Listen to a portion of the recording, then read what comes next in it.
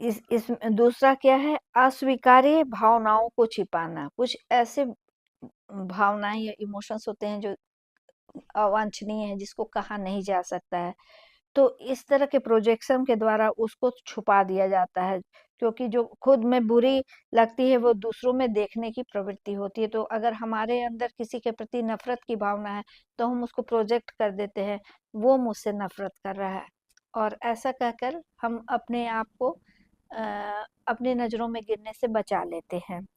ये प्रोसेस मानसिक आघात या शर्मिंदगी से अस्थायी रूप से हमें निजात दिला देता है, टेम्पररी बेसिस पर। इसको 2-3 उदाहरण है, एग्जाम्पल है, समझिए। जैसे एक व्यक्ति जो है खुद असुरक्षित महसूस करता है, वह दूसरों पर तब वो क्या करता है, वो दूसरों पर यह आरोप लगाता है कि वो उसे नापसंद करते हैं या उसे कम समझते हैं। सच्चा स्थिति इसके जस्ट अपोजिट है, लेकिन वो अपनी भावनाओं को दूसरों पर आरोपित कर देता है। दूसरा एग्जाम्पल है, अगर आपको किसी पर बहुत गुस्सा आ रहा है, आप हर बात से चिढ़ रहे हैं, लेकिन ऐसा करके आप अपनी नज़रों में भी और दूसरों की नज़रों में भी गिरना नहीं चाह रहे हैं। तो ऐसे में आप इस चीज़ को स्वीकार नहीं कर, अनकॉन्शियसली आप कर रहे हैं, लेकिन कॉन्शियसली आप इसको स्वीकार नहीं कर सकते हैं, क्योंकि किसी पर गुस्सा या नफ़रत दिखाना एक नेगेटिव इमोशन है, जिसको अच्छा नहीं माना जाता है। तो ऐसे में आप क्या सोचने लगते हैं कि ये व्यक्ति मुझसे नफ़रत करता है।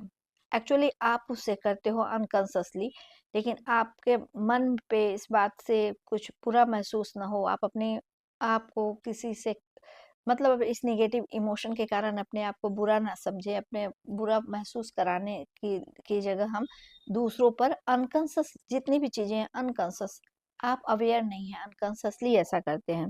तो हम क्या करते हैं कि वो मुझसे नफरत करता है। यदि कोई व्यक्ति खुद रिश्ते में बेवफा रहता है, तो वो अपने पार्टनर को कहता है कि वो बेवफाई कर रहा है। तो ये कुछ कॉमन एग्जाम्पल हैं जिससे आप प्रोजेक्शन जैसे डिफेंस मैकेनिज्म को समझ सकते हैं। ये एक ऐसा प्रोसेस है जो रिश्तों में गलतफहमी और संघर्ष का कारण बन जाती है, क्योंकि व्यक्ति वास्तविकता को मानने ही को तैयार नहीं होता। जो एक्चुअल चीजें हैं, वो इमोशन है, वो सारी चीजें हैं जो उसको अंदर से हर्ट करेंगी, वो अपने पर से हटा के दूसरे पर डाल देता है। तो जब एक्सेप्टेंस ही नहीं रहेगा, हम उन चीज़ों को दूसरों पर थोपते रहेंगे, तो कभी-कभी इसके वजह से रिलेशनशिप पर इसका बहुत बुरा असर होता है और अच्छा खासा रिश्ता खराब हो सकता है। तो ये उम्मीद है कि प्रोजेक्शन किस प्रकार का डिफेंस मैकेनिज्म है, आप लोग समझ गए होंगे। अगर कोई क्वेश्चन, कोई दुविधा है, तो आप कमेंट बॉक्स पे पूछ सकते हैं। धन्यवाद।